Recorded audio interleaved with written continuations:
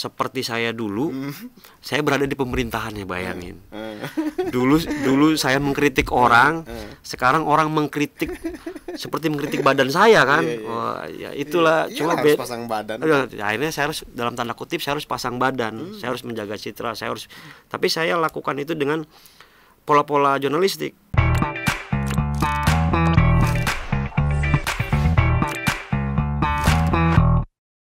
Assalamualaikum warahmatullahi wabarakatuh.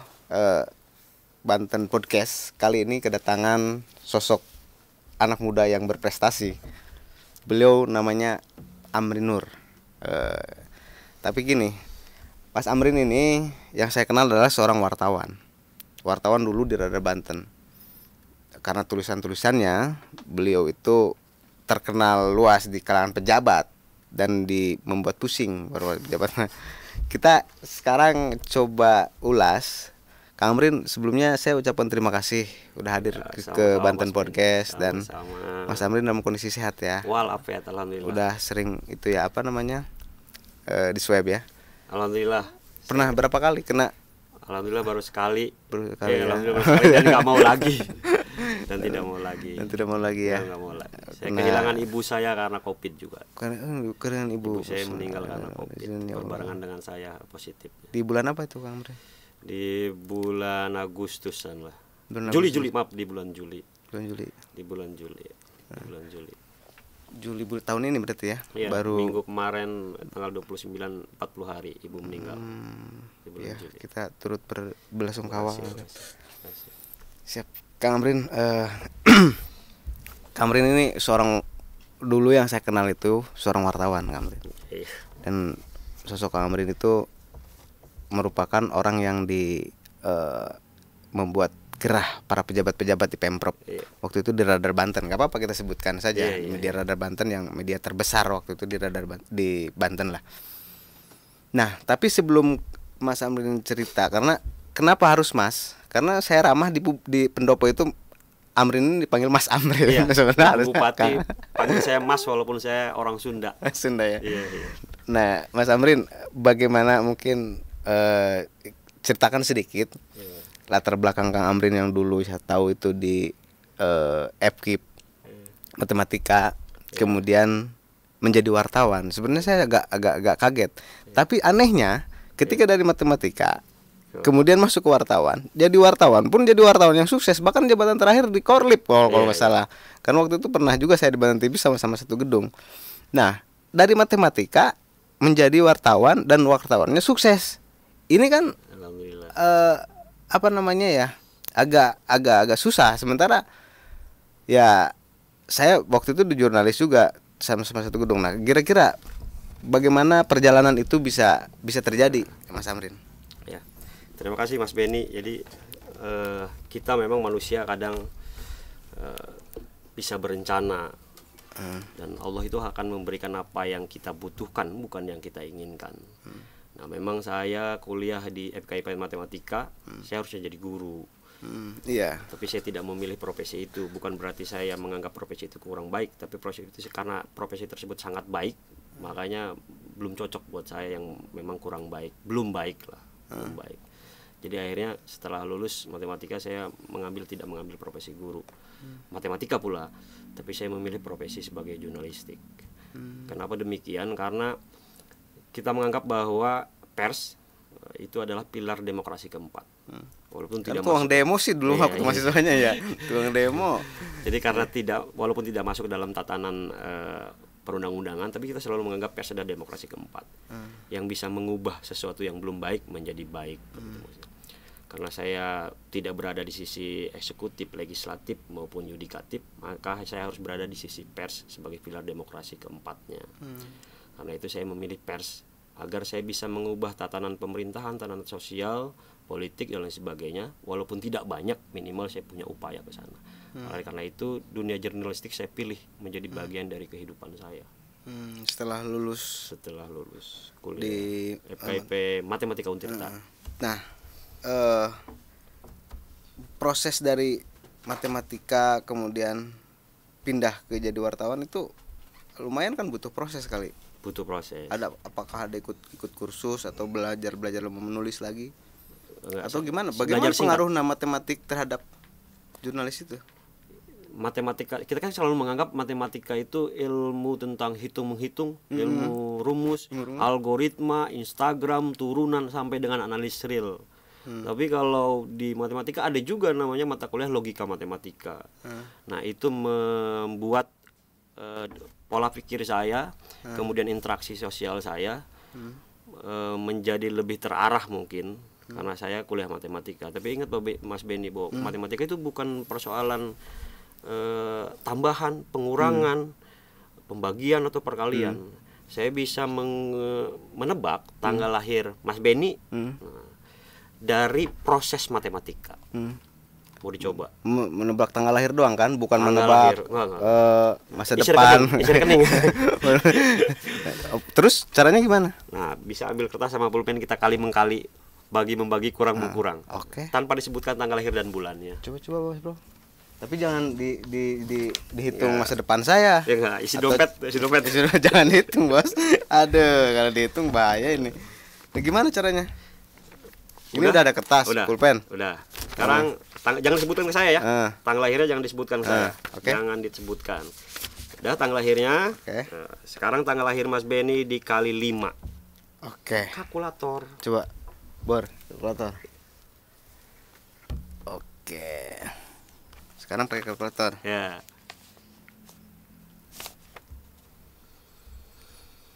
Siap. Udah. Dikali Tanggal lahir Mas Benny dikali 5. Oke. Sekarang tanggal hasilnya ditambah 6. Hasilnya lagi dikali 4. Ya, panjang ya. Panjang. Hasilnya lagi ditambah berapa tadi? Dikali 4 ya? Ditambah 9. 9. Sekarang hasilnya lagi dikali 5. Kali 5. Dah. Sekarang ditambah bulan kelahiran. Bulan kelahiran itu Januari 1, Februari 2, Maret 3. Udah. Ditambah bulan kelahiran. Udah. Hasilnya sebutkan ke saya. Hasilnya aja ya. 1767. 767. Hasilnya tanggal lahir Mas Benny adalah tanggal 16 bulan Februari. Bener apa? Bener. Bener. Hitungan saya nih. Bener. Bener ya, tanggal lahirnya ya? 67 tambah 2 1767. Ini lahirnya 16 bulan 2. Bulan 2, betul. Itulah matematika. Padahal panjang, dikali 1000, dikali 300. Panjang. Dikali 5. Panjang. Nah, itu artinya apa ini? Dengan hitungan-hitungan seperti ini. Karena matematika bisa merubah pola, mau sulap, mau tebakan, algoritma, bahkan di media sosial sekarang pakai sistem algoritma matematika. Sistem apa? Algoritma matematika.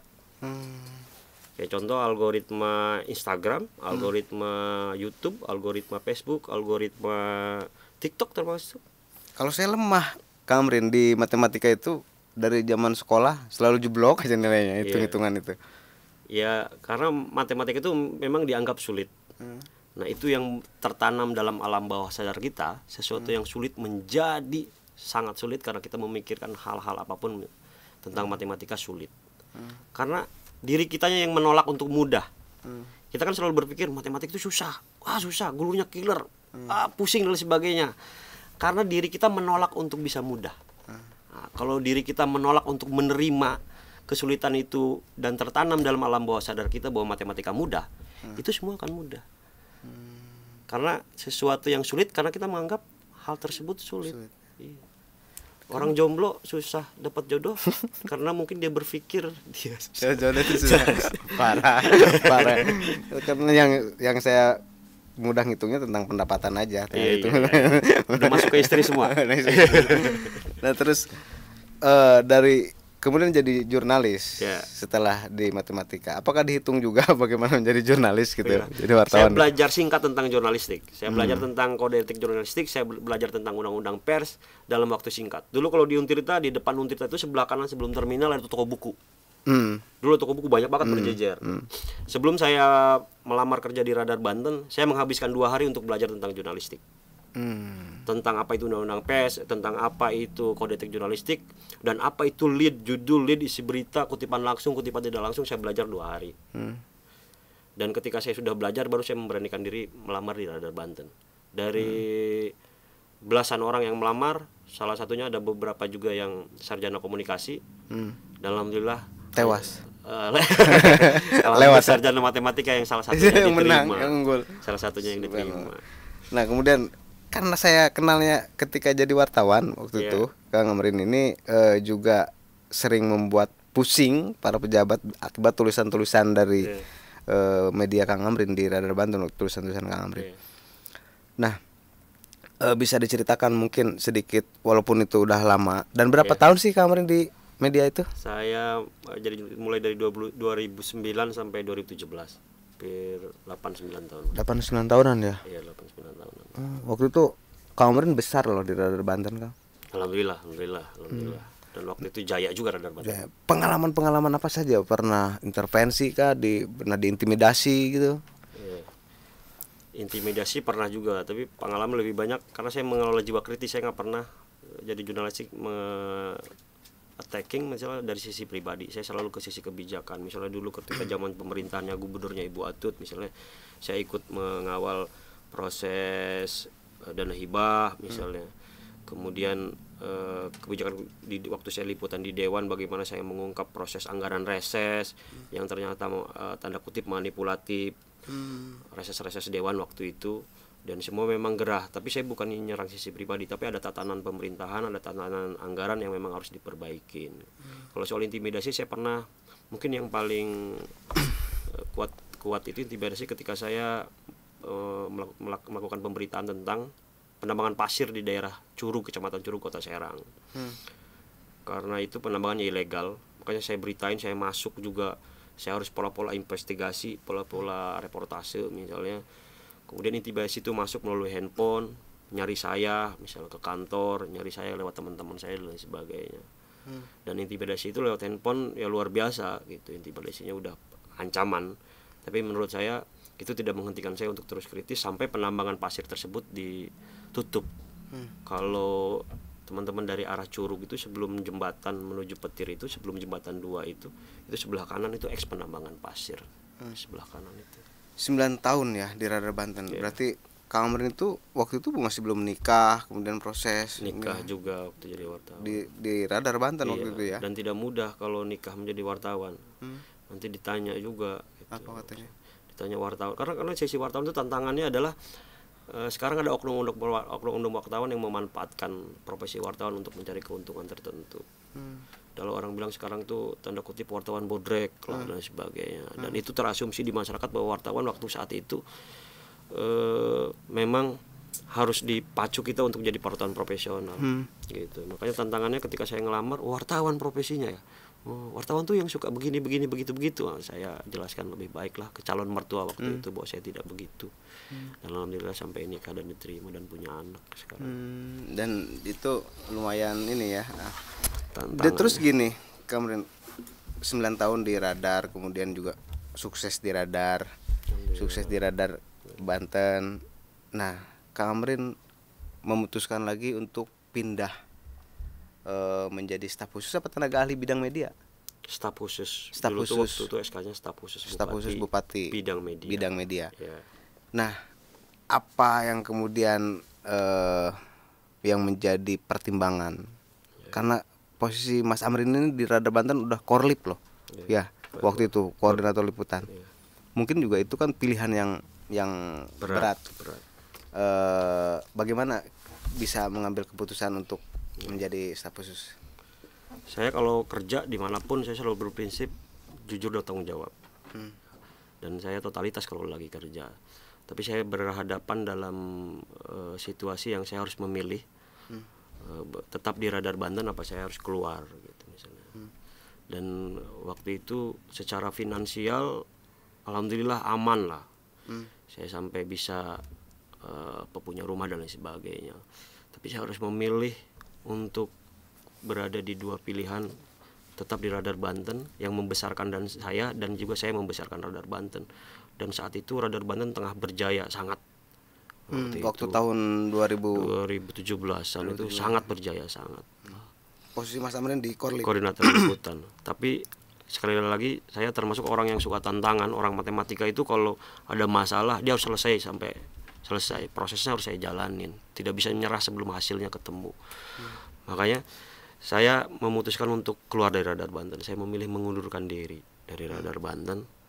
Dan saya waktu itu ya tidak berpikir saya setelah dari Radar Banten harus saya jadi apa, saya kerja di mana dan sebagainya. Yang saya pilih saya harus keluar dari Radar Banten. Oh, bukan langsung karena ditawarin menjadi staf khusus. Belum. Bukan karena itu. Bukan. Memang karena harus ada hal yang harus keluar dari Radar Banten. Harus keluar dari Radar Banten. Oh. Ya, saya keluar dari Radar Banten. Setelah keluar beberapa bulan saya melanglang buana menikmati bersama keluarga dulu dari beberapa bulan lah. Jadi pengangguran. Iya, dari pengangguran lah. Karena kan di Radar Banten ketika jadi jurnalistik waktu itu terkuat dengan terpacu oleh deadline. Kita berangkat, saya koordinator liputan berangkat pagi, pulangnya malam. Ya, jam 12.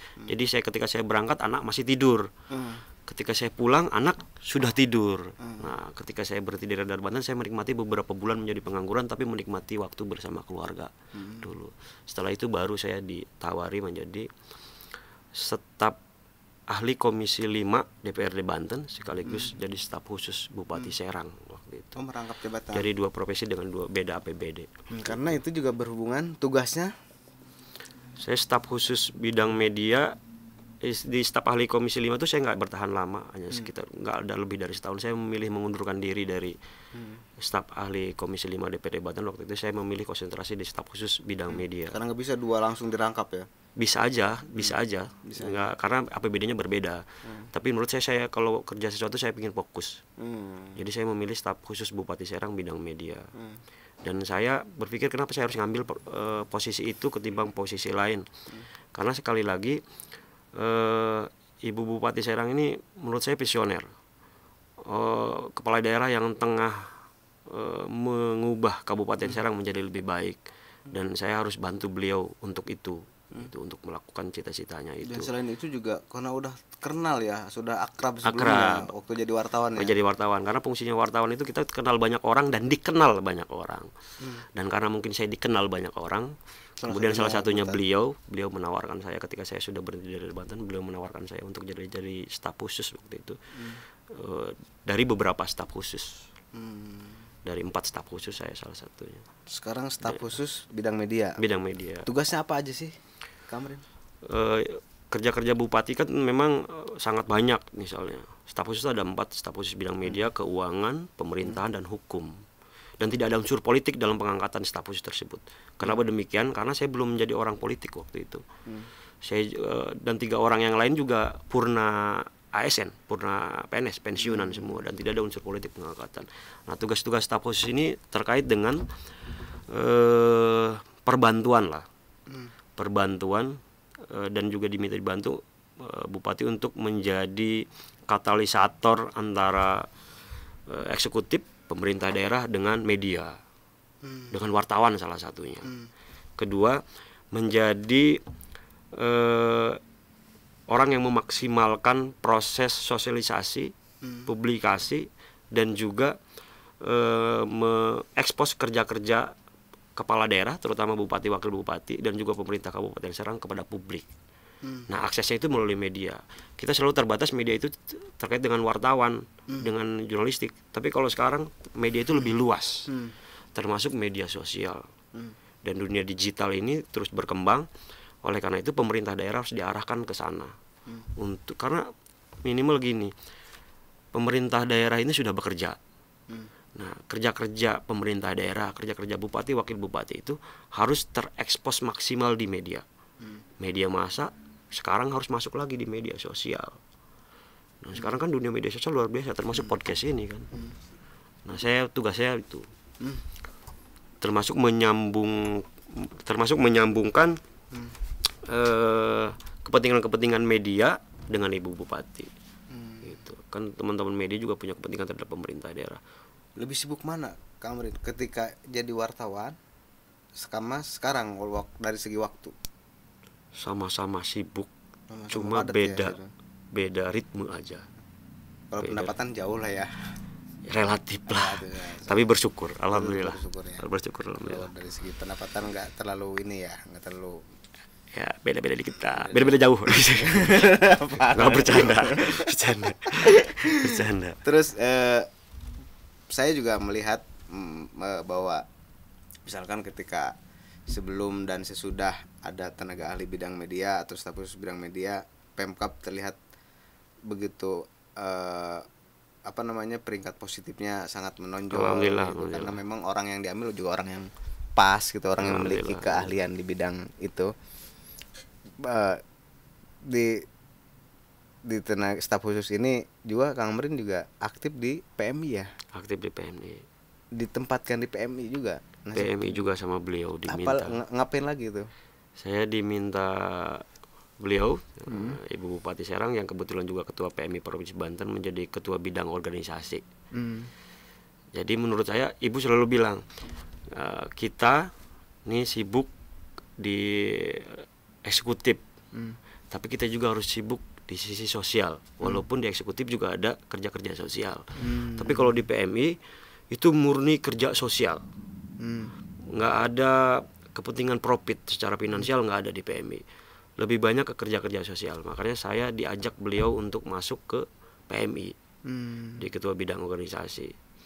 Dan di PMI disitulah kita mengeksplorasi diri untuk bisa bermanfaat bagi orang banyak di kerja-kerja kemanusiaan.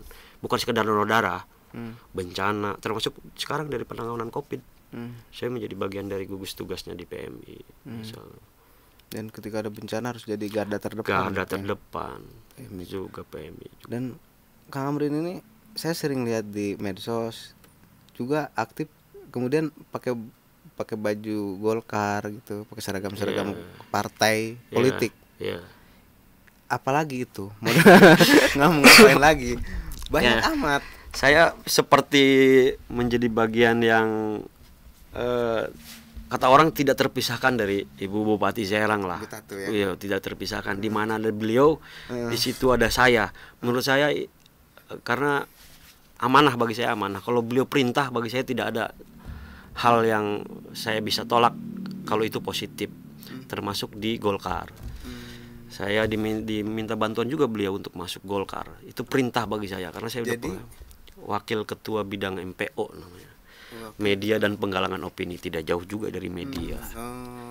Wakil ketua bidang MPO di DPD Golkar Provinsi Banten. Nggak jauh dari media juga kan. Terus harus ngapain itu di Golkar? Di partai di Golkar sekarang kan lagi persiapan di pemilu 2024. Karena saya pengurus baru, saya harus mengoptimalkan sisi-sisi positif partai politik kepada masyarakat, sisi-sisi positif partai Golkar kepada masyarakat. Karena sekarang kan bagian dari banyak orang kan antipati di politik misalnya sebagainya. Padahal ada hal-hal baik, banyak kegiatan-kegiatan positif yang dilaksanakan partai politik untuk masyarakat. Nah, tugas saya bagaimana menggalang opini untuk mencitrakan hal-hal baik terkait partai politik. Gitu, kerja-kerja partai politik. Kalau di politik mungkin juga itu akan menjadi langkah masa depan. Enggak, saya nggak jadi dewan, saya nggak mau jadi dewan. Saya nggak mau jadi dewan. Saya nggak mau jadi dewan. Kenapa? Saya nggak mau jadi dewan. Kalau Tuhan mentakdirkan itu nggak bisa mengelak, bos. Ya mungkin perjalanan hidup mungkin bisa saja, tapi sampai saat ini, jangan dulu. Sampai saat ini saya belum mau dan tidak terpikir untuk menjadi anggota dewan. Kenapa demikian? Menurut saya kita bisa bekerja dimanapun bermanfaat buat orang lain tanpa harus punya posisi yang tinggi banget gitu, nggak harus lah. Tapi Kang Amrin gini, ketika jadi staf khusus bidang media ya di Bupati, Kang Amrin kan bersentuhan dengan media-media lagi, dengan harus merawat itu, harus bagaimana citra positif ini harus outputnya kan citra positif ya. Terjaga, betul. Kesan-kesannya apa mungkin Kang Amrin bisa sampaikan, Kang Amrin? Saya seperti apa? Dulu saya berada di luar pemerintahan gitu misalnya. Yang saya secara fungsi jurnalistik saya harus independen, saya harus kritis, saya harus menyampaikan aspirasi masyarakat dengan gaya-gaya jurnalistik begitu. Sekarang saya berada di pemerintahannya. Nah, kan dulu Mas Beni di wartawan misalnya, saya sekarang lagi di dalam. Nanti kalau ada wartawan-wartawan yang memberitakan tentang pemerintahan Kabupaten Serang, tentang Ibu Bupati, secara pemerintahan ya, nggak secara pribadi, yang kemudian kritis seperti saya dulu, saya berada di pemerintahan ya, bayangin. Dulu saya mengkritik orang, sekarang orang mengkritik seperti mengkritik badan saya kan. Wah, ya itulah. Cuma harus pasang badan. Akhirnya saya harus, dalam tanda kutip, saya harus pasang badan, saya harus menjaga citra, tapi saya lakukan itu dengan pola-pola jurnalistik. Kalau tidak ada intimidasi, misalnya kalau ada wartawan memberitakan atau mengkritik pemerintah Kabupaten Serang, mengkritik Ibu Bupati, saya lakukan dengan pola-pola jurnalistik. Saya kasih hak jawab, saya kasih klarifikasinya. Tapi ternyata kalau tanda kutip misalnya bandel, tanda kutip bandel, wartawannya tidak menjalankan profesinya dengan baik, melanggar kode etik jurnalistik, saya laporkan juga ke Dewan Pers. Ada pola-pola itu, bukan intimidasi ke wartawannya. Dan sudah ada beberapa media yang diputuskan Dewan Pers bersalah karena melakukan pemberitaan yang tidak sesuai kode jurnalistik terhadap pemerintah Kabupaten Serang dan Ibu Bupati.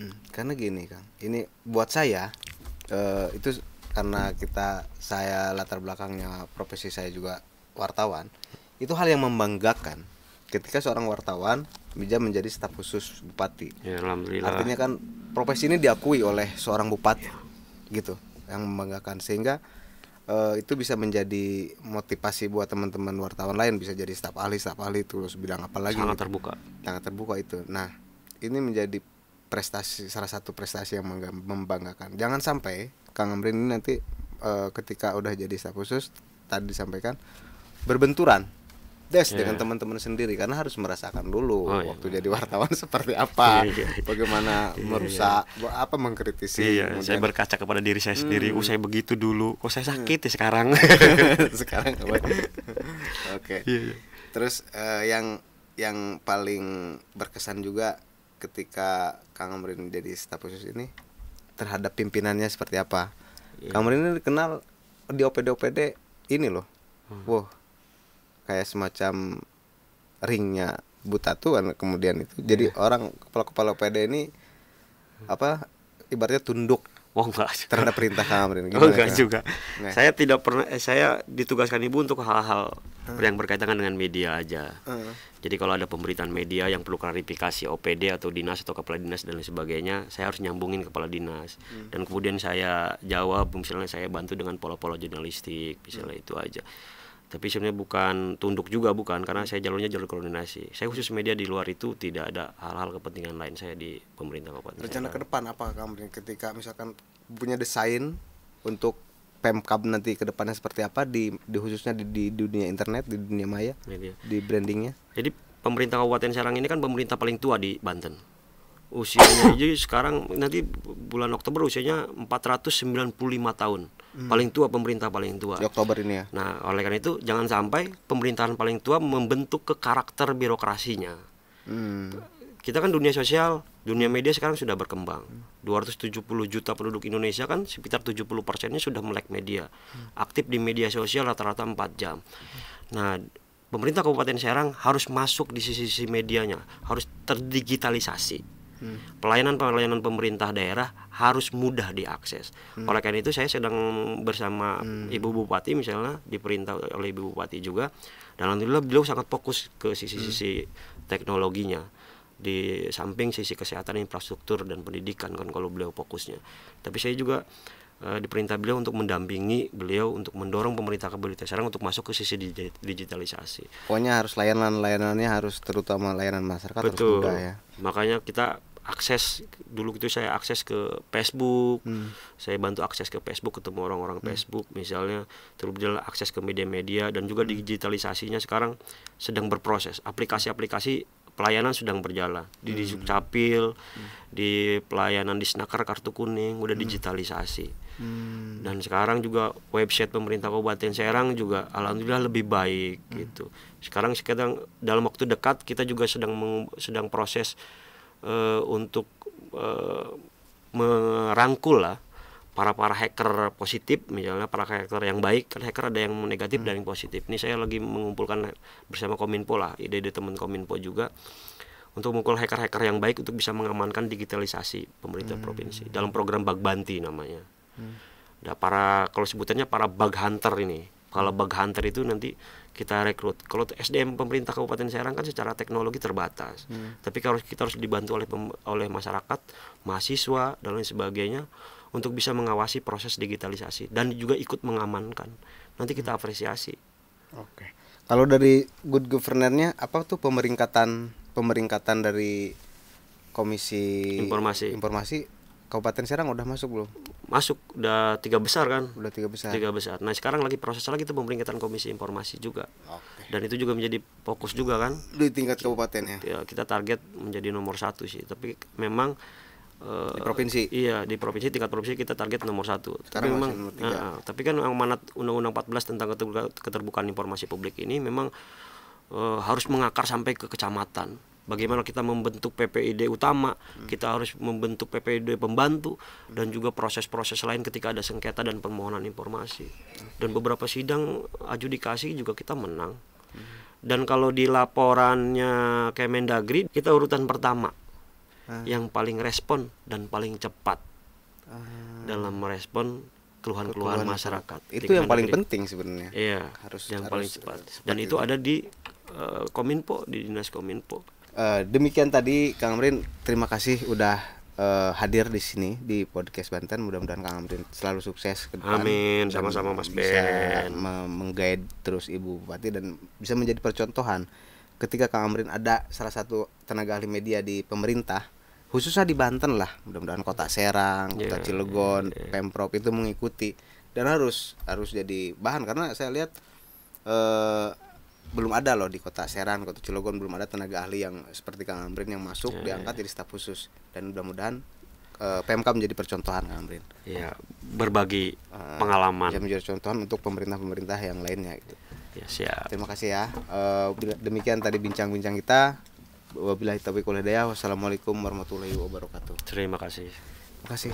Siap. Sehat terus. Siap. Dan